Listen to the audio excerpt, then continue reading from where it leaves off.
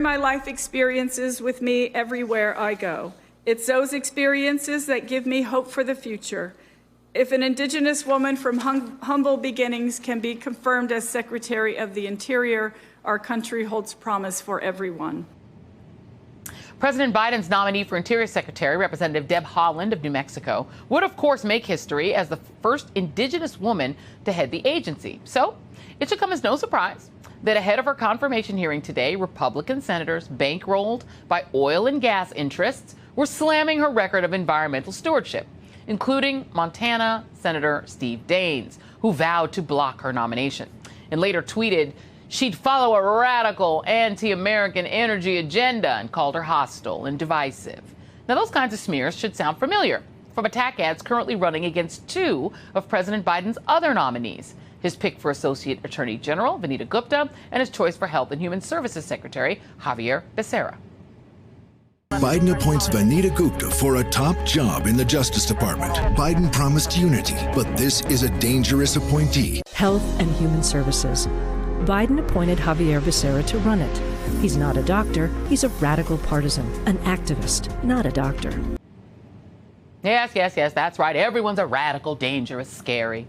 But you probably also noticed something else in all that fear-mongering. As the Huffington Post notes, it's President Biden's nominees of color who have faced outsized opposition.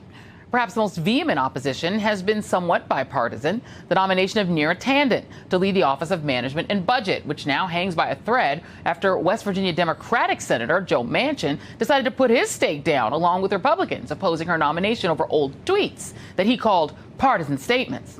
Now, it's worth remembering that Manchin greenlit Orange Julius Caesar's nominee Rick Grinnell as ambassador to Germany back in 2018. Now, you may remember Grinnell as basically a professional Twitter troll. As a spokesman for Mitt Romney in 2012, he deleted his own tweets targeting, among other things, Newt Gingrich's weight and his wife's looks, as well as Michelle Obama's exercising. But I guess since his trolling was bipartisan, that was okay by old Joe Manchin. Oh, and Manchin's also currently undecided on Haaland's nomination for Interior. What's up with you, Manchin? Devo much? Manchin told Politico he had a nice conversation with Neera Tanden, and his opposition isn't personal. Quote, there's a time for bipartisanship to begin, he furrowed. We'll see what happens on the other side. With me now is Mara Gay, member of the New York Times editorial board, and Susan Del Percio, Republican strategist. And Mara, I'm just going to go right to you. The Neera Tanden thing bothers me. I'm just going to be honest. She is a friend. I like her a lot. She's a very smart, brilliant person who would do a good job in the role. But more than that, we just faced 4 years of mean tweets, misogyny, racism, hate speech on Twitter from the former president. And now all of a sudden people are all up in arms over mean tweets. What your thought? I'm just going to let you talk. Sure.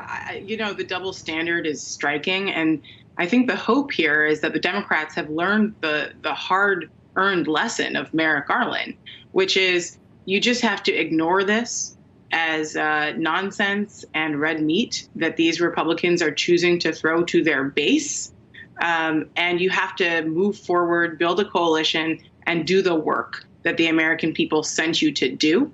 I think getting caught up in these kind of faux bipartisanship, I guess kind of like activities is really silly because real bipartisanship is important. Building consensus among issues that Americans need, like vaccine rollout, like infrastructure, that's important work. But here we have a situation where this is opposition for the sake of politics and nothing else. And so that's where you really have to say elections have consequences. And you get your folks in line and you whip the votes, you do the work, and you ignore the noise. Hey, thanks for watching our YouTube channel. You should know that you can follow today's top stories and breaking news and catch up on your favorite MSNBC shows all in one place.